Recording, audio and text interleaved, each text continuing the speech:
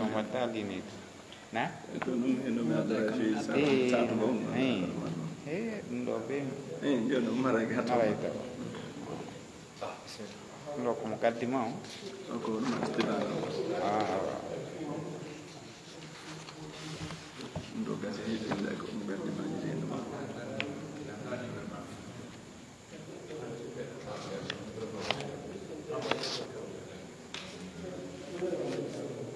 باب السلام na mi manditatako mi mandatako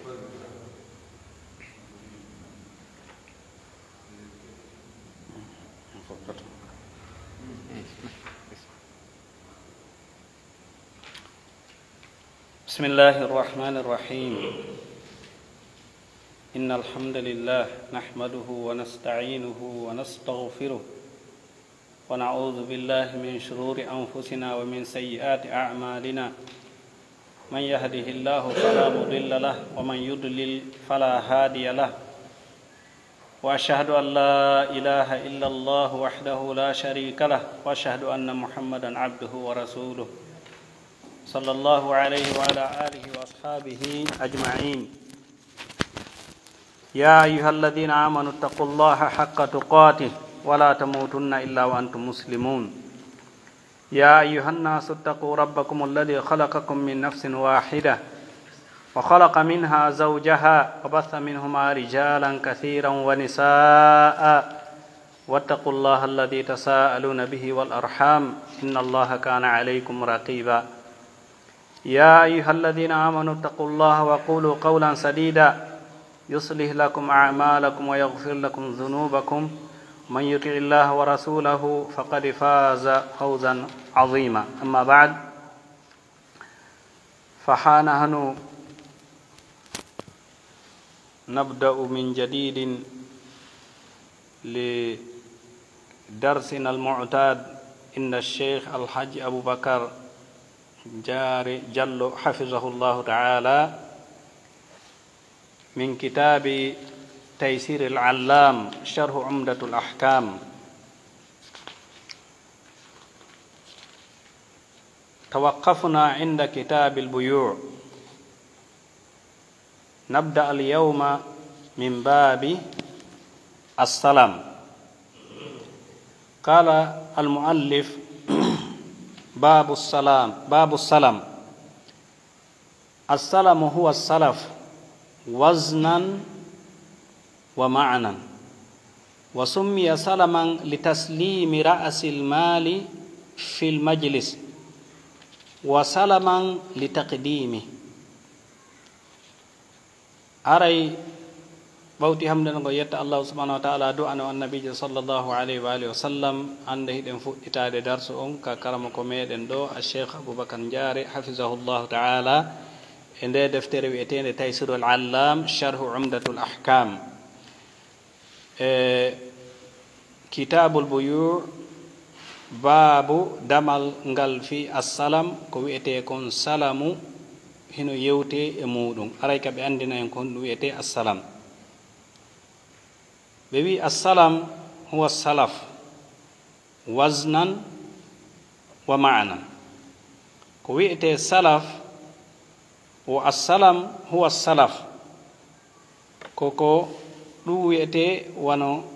jonnugol ma ɗum jaɓɓugol wasnan ka peesodi yani ka peesodi konngol ngol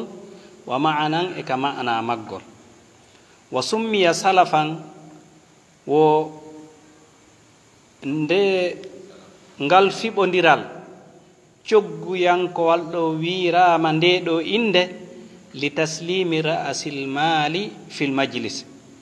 sabu jonnugol hoore manan kunkun ka jooɗoɗa haldiɗa ɗon wa salafan li taqdimihi wirama salafu sabu ardingol hoore manan kunkun aɗo hendade e marchandise on wat ɗum woni bangal ka luga wa ta'rifuhu shar'an ko wiyete kon salamu tele makka sharia aqdun ala mawsufin fi dhimma aqdun ɗum woni ko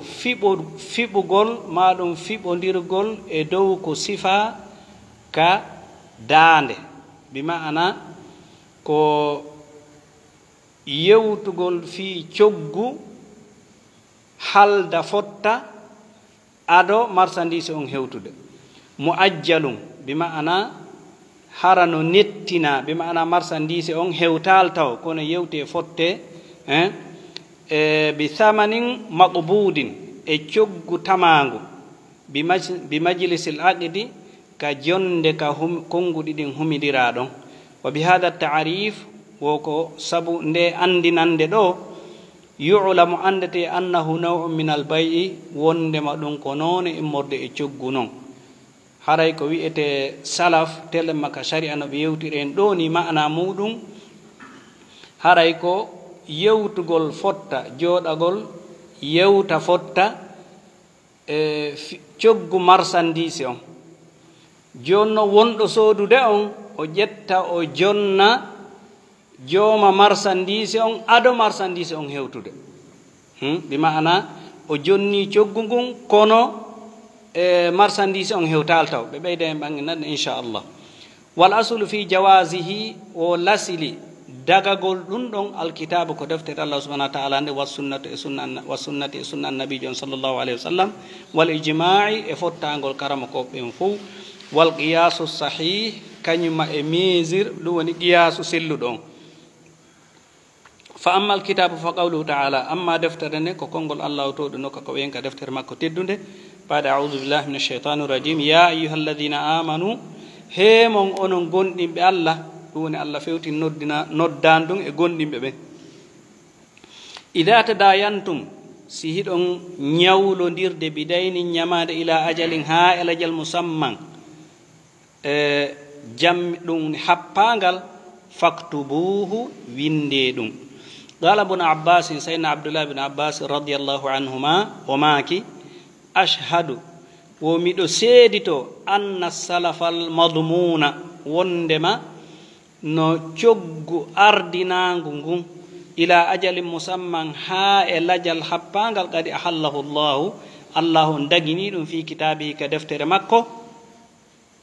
wa adina fihi o newni ɗum summa qara hadihi l aya ɓawti mum sayyidina abdullah ibn abbas radiallahu anhuma o jangi oɗo aya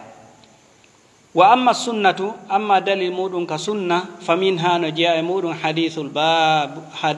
babil aati hadise wonɗon e ngal damal wonɗo arde on ɗo wa amma al ijma'u amma ko wiyete kon ijma'u ɗum fottangol karamakoɓe l'islamu ɓen e on masala ɗon dalil muɗum on falam yunqal eggaka an ahadin gaay hay goto min al ulama immorde e karamkoɓe qirritaɓe ɓen man'uhu haɗugol ko ngu yani none ngu cogguɗo qala al imamu shafi'i rahimahullahu ta'ala ajma'at al ummatu mofte ɗen fotti ala jawazi salami e dow dagagol koko wiyete salam fima alimtu o maaki ittiri andal angal wa huwa ala wafqil qiyasi o maaki ɗum no yaadi no feppodiri e ko wiyete kon qiyas wal maslahatu lil ba'i wal mustari o maslaha ya jortaɗo on nder ton ko wonande yeeyowo on e soodowo on fof bima ana nasengowo to ɓe fof maɓɓe haray mo ɓe maɓɓe no mara ton intérêt no mara ton nafoore ɓe fensitande en mo ɓe bange ka marire ɗon nafoore o maaki fal mustari e ɗum woni sooduɗo on yantafi o nafitoray bi shira'i silati soodugol marchandise on bi aqalli min qimatiha hadiratan ko ɓuri fanɗude prix muɗum on yani prix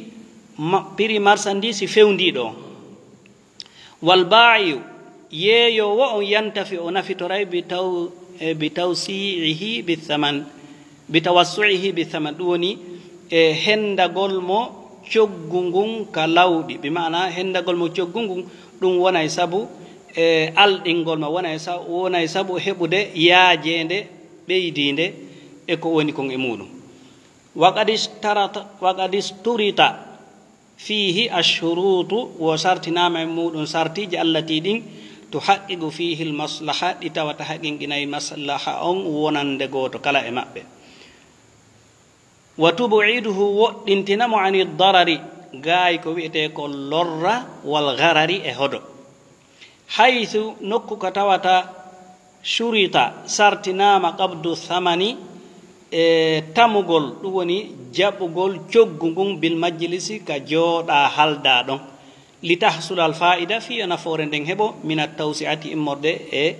heɓugol ko wiyete kon ngalu yaajungu maɗum yaajina yaajirede wa shartuhu lilm wa shurita al ilmu sartinama e muɗum kadi tawa hara koko anda bil iwadi wal ajal hara no anda coggu ko fotta kon e dow muɗum no anda kadi ko ha ko ha honto ɓe fottani e dumunde on wa dabtu salami wa dabtu al musallimu fihi bi maayirihi shar'iyya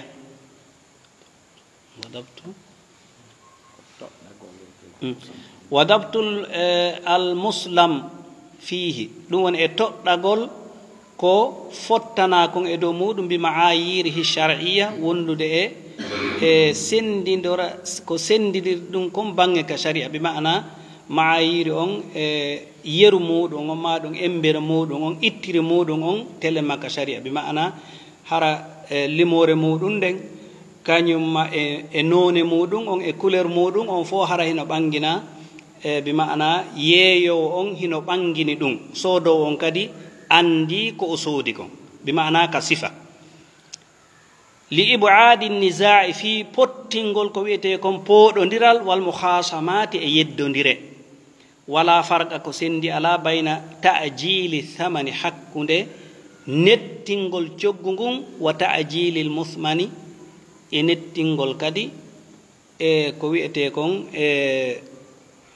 prix o maɗum marchandise on ne wala far nam fakilahuma kanji ɗiɗi kala wafqal qiyasi wal maslaha ko yo taw hara hiɗi yaadi e qiyasi on hiɗi wondi kadi e maslaha hiɗi wondi kadi e nafoore wa sharu saria on la yati illa bil khayr wo saria on addanta en si wona ko tawata hino wondani en e moƴƴere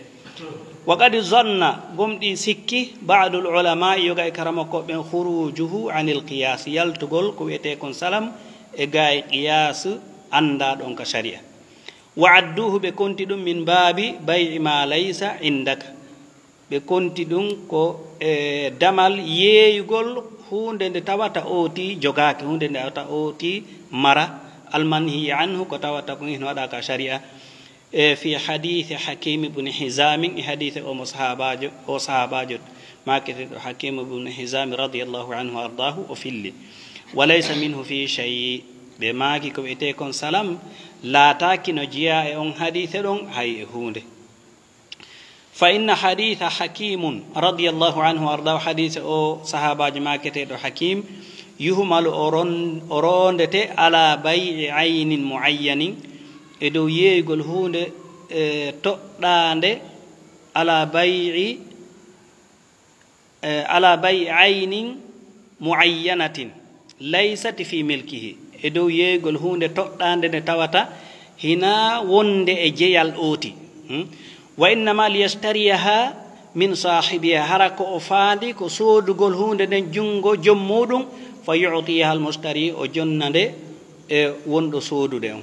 fa hada garar woɗum ɗo ko hoɗo wa aqdun ala gayri magdurin alayhi e ko fiɓodirgol kadi e hoore ko tawata ooti mara garanti muɗum o mara yani kattanɗe muɗum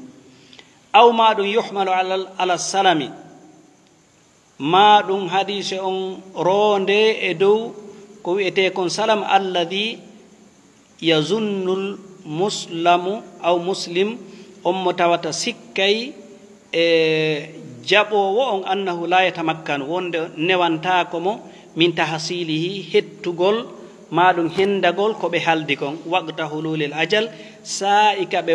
fottani ɗon ɗon kadi si tawi hara himo huli ta o ronku hendoyade ko ɓe haldi kon e sa'i kaɓe happi ɗon haray ɗon kadi hadise sayyidina hakim on ino wawa yarde on ɗon bangi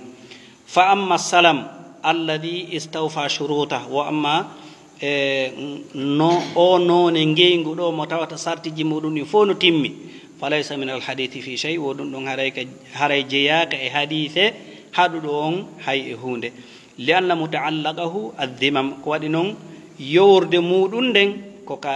daaɗe ɓe ma'ana koka aadiji lal ayani wona e piiji toɗɗaɗi ɗin fa huwa ala wafqil qiyasi ɗo ɗum ɗon haray hino yaadi e ko wiyete on qiyas mana qiyas on hino doga e ɗum ɗon wal hajatu da'iyatun ilayhi wo haaji on kadi hato jingol ngol no nodda e muɗum wa kadi ذكر النبي صلى الله عليه وآله وسلم قم دي جانتك النبي جو الله بيدو جول ما بحسنا بكم بينغور ما بدين أن ثلاثا تبتي نو كي جتاتي ما نوني جتاتي فيهن البركة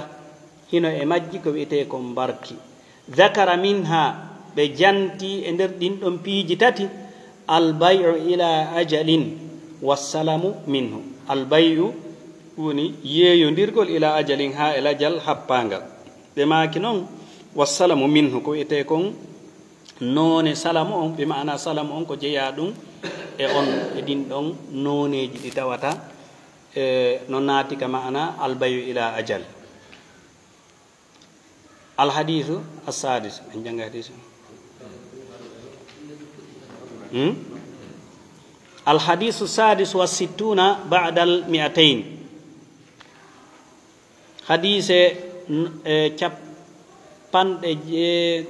hadise temeɗɗiɗi e capanɗe jeego on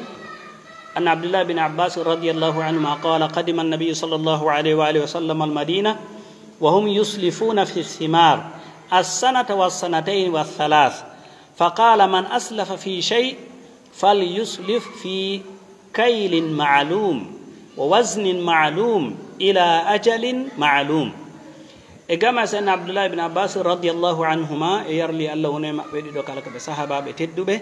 قال وما قدم النبي سينين النبي أرن النبي صلى الله عليه وآله وسلم بجمع كسي ونمود المدينة مدينة دون بفرن بمكة بسيني مدينة وهم يسلفون في الثمار بتويم بمدينة بين hiɓe gollitira o ko wiyete salaf yani ngu coggu wiyetengu salaf bimana yeeyugol ɗum woni yaccingol coggu ngun nettina ko wiyete marchandise on fi thimari ka dimɗe asanata hitande wa sanatayni e duuɓi ɗi wa thalatha e duuɓi tati فقال بماك كم بن الله صلى الله عليه وآله وسلم كوادغول تعليق إدونغال هو نديرال مبدون قال بتاي بيم مدينة بن هو نديرال مودون بماك من أسلف في شيء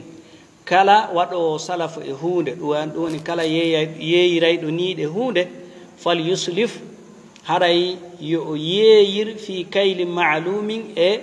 دون بيسيرغال أندانغال بمعنى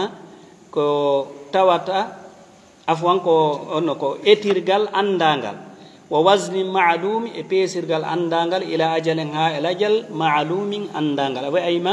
nelaɗo sallallahu alaihi wa sallam e o hadith do be bangini shartiji yeeyondirgol ngol none ngal julayagal do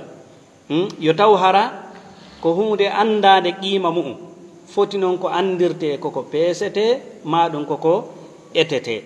hara kadi lajal ka ɓe fottani ɗon jooma marchandise on hendotomo harano anda almana al ijmali mana huɓutun o wonande hadise on qadima annabiyu senino annabijo sallllahu alayhi wa alihi wa sallam hajiran koɓe feruɓe fa wajada ahla almadinati ɓe tawi yimɓe madina ɓen li annahum ahla zuru'in wa thimar ko waɗi har yimɓe madina ɓen ko yimɓe remuruji e yimɓe soñatereji dimɗe yuslifuna hiɓe ñawlodirayno maɗum hiɓe yeeydirayno oɗo noone e julayagal yeeydiral wa dhalika bi an yuqaddimu thamana ɗulle ko nde ɓe ardinta coggu ngun wa yuajjilu lmuthmana ɓe nettina hendagol ma hendingol e ko sooda kon fi thimari kadimɗe muddata sanatin embere hitande fuu aw sanatayn ma duuɓi ɗiɗi aw 3 sinina ma ɗum duuɓi tati fa aqarrahum sallllahu alayhi wa sallam annabijo ɓe ñinni ɓe ala hadihi almuamalati e dow ngal gollodiral ɗo walam yaj'alha ɓe waɗali ɗum min baabi bay'i ma laysa inda albayi ɓe waɗali ɗum ko jeeya ɗum e damal yeeyugol ko tawata ala juuɗe yeeyi ɗon almufdi konko tawata naɓay ilal garari faada e hoɗo li anna salafa mutaallaqahu dhimam ko waɗi noon ko wiyete kon salafu on ɗum woni noone ngal huwodiral ɗo yoworde muɗum ko daaɗe ɗellal ayan wona piiji toɗɗaɗi ɗin yani sergita walakin kono no bayyana lahum annabijo sallllahu alayhi wa sallam ɓe ɓanginani ɓe fil muamalati e ngal gollodiral ɗon ahkama ñawoje tubiduhum tawata ɗe ñawoje ɗon woɗɗintinaɓe anil munazaati gaay poɗodire wal mukhasamati kañuma kadi e yeddodire maɗum allati rubbama yajurruha ɗen yeddodire ma poɗodire ɗe tawata hawnaki pooɗayɓe tuulal muddati juutingol dumude on fil ajali ka lajal happangal fa qala ɓe maki man aslafa fi shay'in kala mo tawata waɗay salafu e hunde faryadbituhu haray o tuɗɗor ɗum ɗon qadruhu embere muɗum nden mbi mikiyalin o toɗɗora ɗum ɗum woni etugol wa misanihi ma ɗum peesugol ɗum alshar'iyayni sari a yankoji ɗin ɗiɗi almalumayni andaɗi ɗin waliyarbutuhu yo humir ɗum yo haɓɓir ɗum bi ajali malumin lajal andangal hatta ida urifa qadruhu wa ajalu ha si woni andama embere muɗum e lajal ko happana kon inqata'at alkhusuma hande kadi haray yeddodiral ngal taƴi wal mushajara ɗum woni e haɓgol ngol wastawfa almushtari haqqahu bisalam wastawfa ɗum woni timmina almushtari sooduɗo on ɗum woni o timmina hettugol haqqahu haqqe makko bisalami e kisiye ma yustafadu min alhadith naforeji ko heɓeten e hadise on yushtaratu no sartina fi salami ka salamu ma yushtaratu konko sartina fil bay'i ka ngeygu lianna wahadu anwa'ihi ko waɗi noon salamu on ko noone immorɗe noneji ngeygu fala budda feere ala an yakuna al aqdu le laatoto humodiral ngal min jaizi tasarrufi ko immorde emo tawata no dagi ka ferlito malikul lil maqudi alayhi mo tawata kadi hino mari ko fiɓodira kon e hoore mum aw ma'zunu lahu fi maarahi mo newnana humodirgol e goɗɗo goo aadi fi mum wala budda feere ala fihi e muɗum min arrida immorde e tawa haɗa e bangeji ɗin ɗiɗi kana no weltori soodowo on wo yeeyo on wo wan yakuna al muslamu fihi e nde wonata ko jonnete ko mimma yasihu bay'u ko tawata koko dagi yeeyugol wala budda fihi feere ala e muɗum min al qudrati alayhi e hattangol e dow muɗum waqta hululihi wa sa'i e lajal happangal ngal ndeno hewta wan yakuna thamanu wal muthman ma'lumayni e nde wonata prix on e ko sooda kon ko andaɗi ɗiɗi kala haray ɗi anda ɗum ana prix ko ɓe fottani kon no anda ko sooda kon no anda wa yazidu assalam ala hadihi shuruti yani salam on no ɓeyditi e dow ɗi chartiji ɗo shurutan sartiji tarjiu ila ziyadati dabtihi tawat ɗum ɗon artay faade e ɓeydutugol e happugol ɗum wa tahriruhu e toujours ɓeydugol humugol ma ɗum nam tahriruhu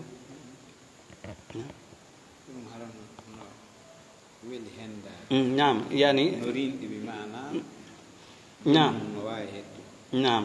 e rinɗugol muɗum li alla tufdiya al muamala fiyota e gollodiral ngal naɓo ila shijari faade e sonko wal mukhasamati e sonko kadi wana